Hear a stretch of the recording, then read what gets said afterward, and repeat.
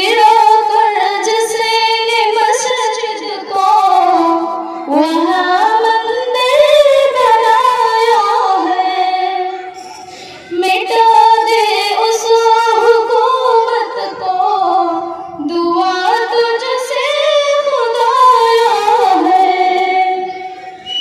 مسلمانوں کے حق کو چھین کر ظالم عدالت نے کیا انصاف کو رسوا، انہیں ناحق ستایا ہے۔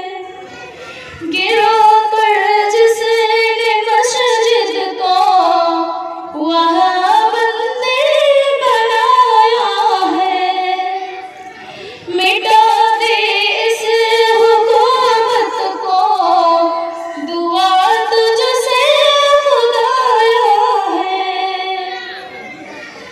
اے ظالم دور بیٹھے ہیں کہ تیری حکمرانی ہے، اے ظالم دور بیٹھے ہیں کہ تیری حکمرانی ہے، حکم سے تیری کوئی بھی ستمگر سفر نہ پایا ہے۔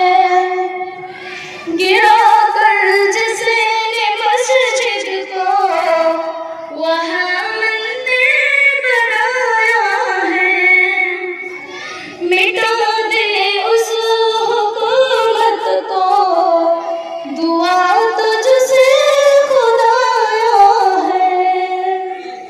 السلام علیکم ورحمۃ اللہ وبرکاتہ۔